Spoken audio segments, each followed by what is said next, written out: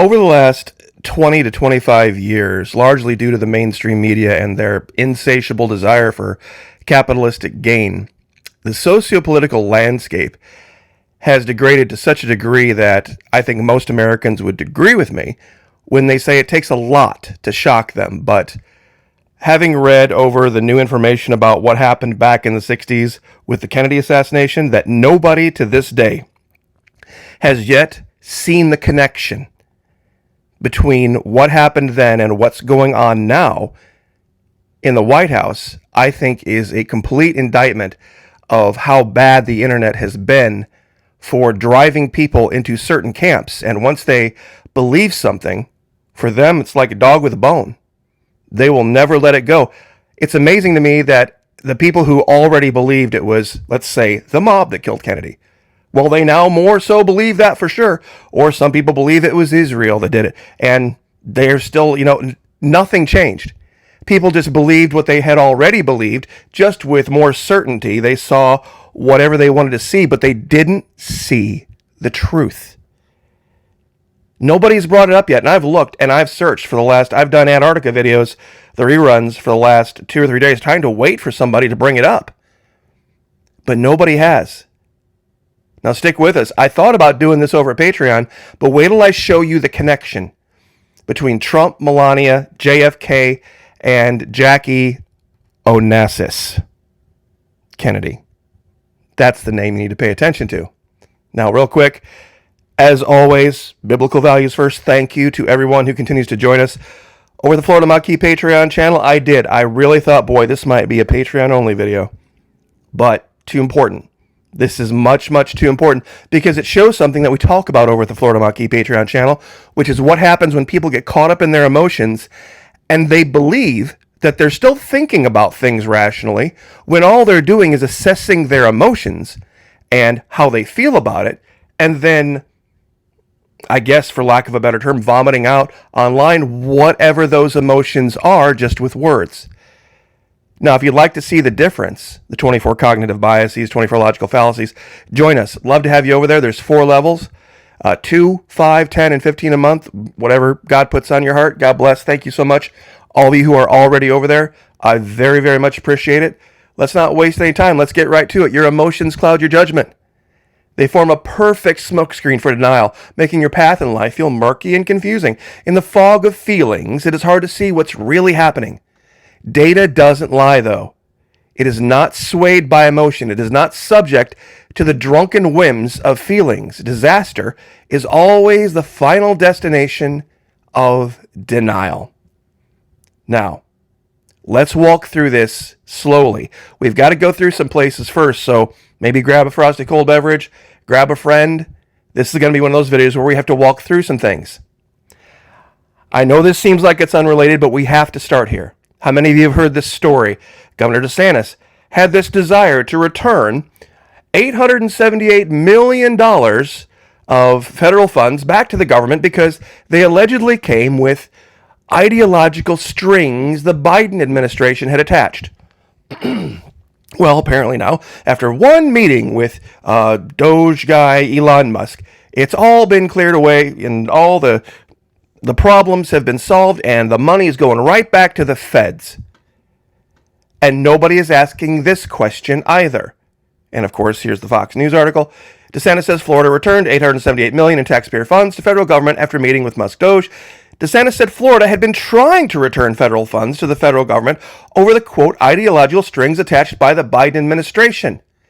Now, people caught up in their emotions, wanting to give the win to Doge and give the win to Trump, started applauding and yay, that's fantastic, and didn't think for 1 second. Why wouldn't it have just been easier to cut the ideological strings on the money? We have a president who just deleted an entire U.S. department, the Department of Education. He has nullified, I don't know how many, countless pardons by his previous predecessor, Joe Biden, because he says they were signed with an auto pen. And he's done 100 other things. He rounded up, I don't know how many hundreds and hundreds, was it thousands maybe, of people without any due process and shipped them off to El Salvador that the government now just alleges were gang members. And that's kind of the key there. Alleges were gang members. Only the allegation. Now stick with me. Why didn't they just cut the ideological strings? And why hasn't anybody pointed this out? Emotions. Now, I want to give credit where credit is due on this one. Haven't talked about Kim Iverson in a long time. She's got great channels. She's got her own thing going on Rumble, X, YouTube, all sorts of platforms. She brought something up that actually kind of got me going down this road a little bit. Thinking about, I'm like, you know what, maybe we need to back up and take a look at some of these things logically. And that's what tied it all together. So Kim Iverson, thank you very, very much. This idea of Trump saying Canada should become the 51st state of the USA. People in America, oh, that's what, absolutely right, fantastic, wonderful. She pointed out very correctly that Trump proposes to add a second California to the country, guaranteeing exclusive Democrat rule for decades upon decades. Funny how his supporters screamed about the big plot to illegally import thousands of Democratic voters into the country, and now Trump is proudly proclaiming his plan to legally add 40 million of them. Now, ready for your mind to get blown? Look at the date on this article. Democrats would beat Donald Trump in a landslide if only Canada joined the Union. Canadians would elect Hillary Clinton if they had the chance. Posted 1 August 2016. 1 August 2016. So whose idea was it really, Canada joining the United States?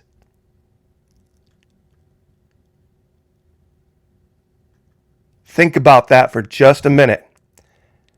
Now, remember how everybody was cheering about, and I know, get to the Kennedy thing. We will. We're getting there. Everybody was so excited about the announcement that ICE had rounded up a bunch of people that were allegedly, according to the government, gang members. Pay attention. They were allegedly gang members. We don't know if they were gang members or not. They might have been, they might not have been. Some of them were accused of being Venezuelan gang members, and they've been shipped off to El Salvador. We don't know.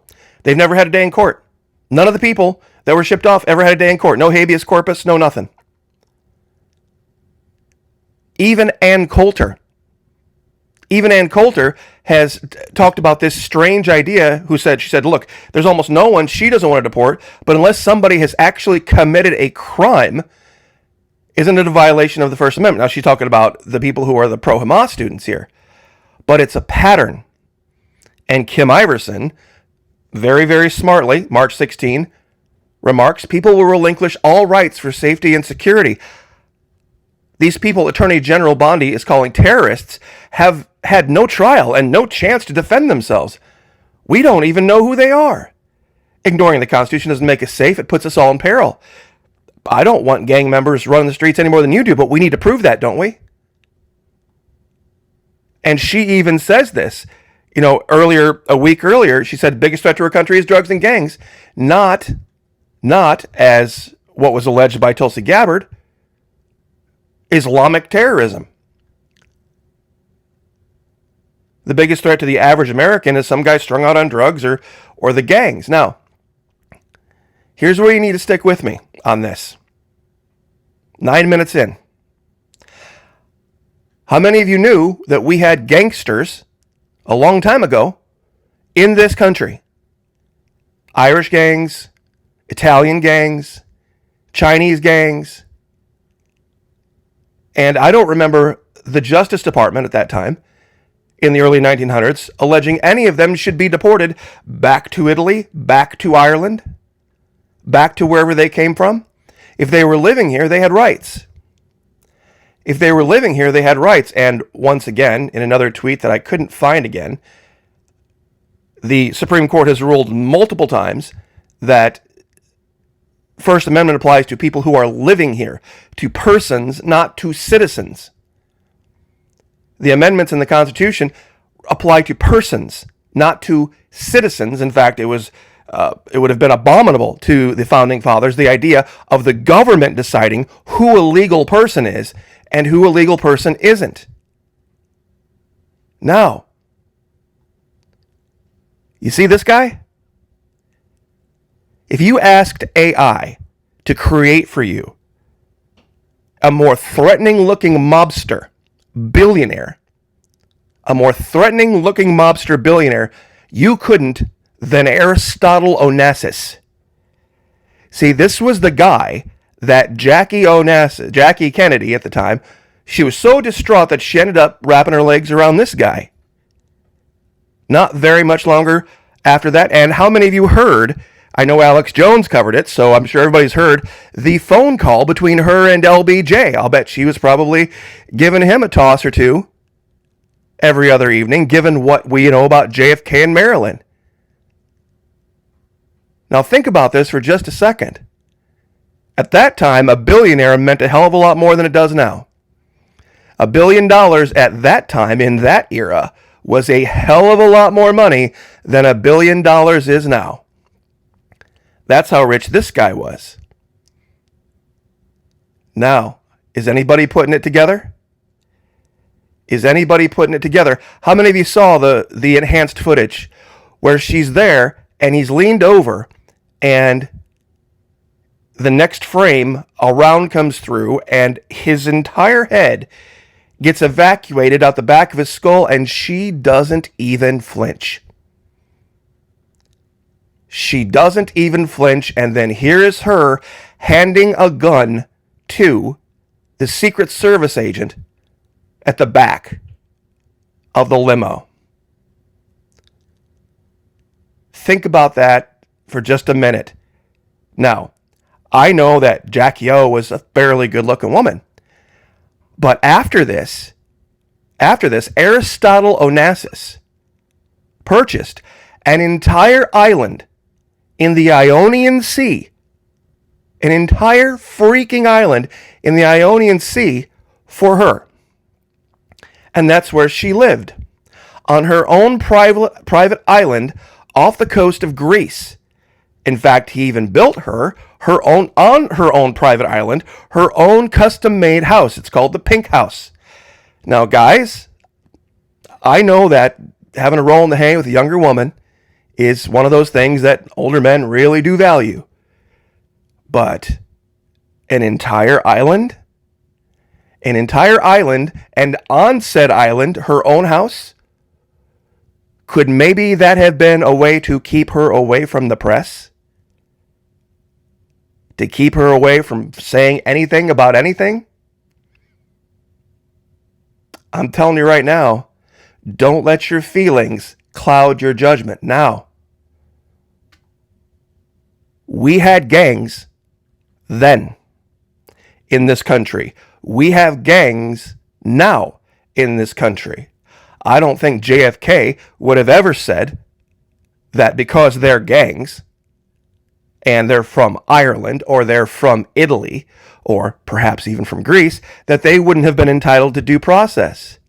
But did anybody ever consider, given what we know factually about Mr. Trump and all of the different ladies, all of the different women, maybe even perhaps his own daughter, going back so many years, that perhaps there might have been somebody else involved in his almost getting offed?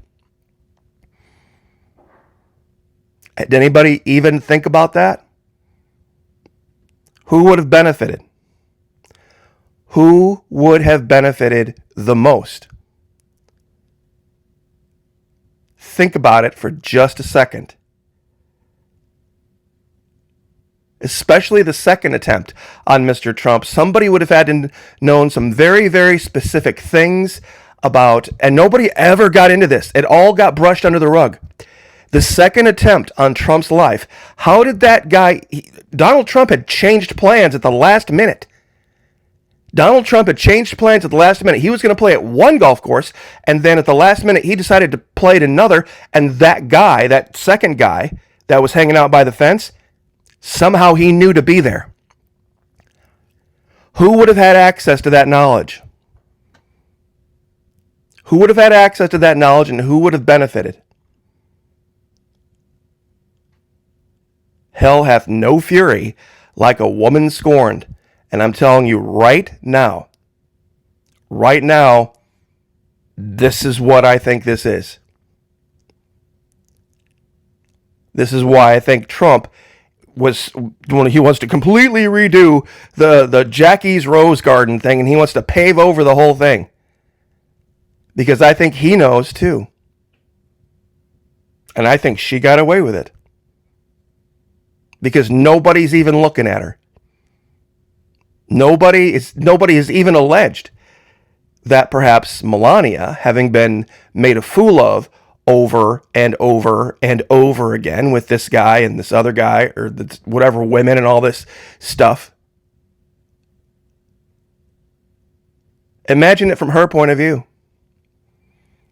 The scrutiny that she's come under because of his behavior. So, once again, Kim Iverson, well done. Well done in pointing out some very huge inconsistencies in direct logic amongst the people behind Trump, and also the idea that it has clouded their judgment. See, comparing apples to apples, this guy was wealthier for that time than Elon Musk even is now. A billionaire in the 60s? A billionaire in the 60s? What was bread? 9 cents? 10 cents a loaf? What is it now? $4? Do the math. An entire island in the Ionian Sea? An entire island in the Ionian Sea with her own private house. With her own private house. Look at the pictures again. Watch the video. She doesn't even flinch. She doesn't even throw her hands up. No shock. No dismay.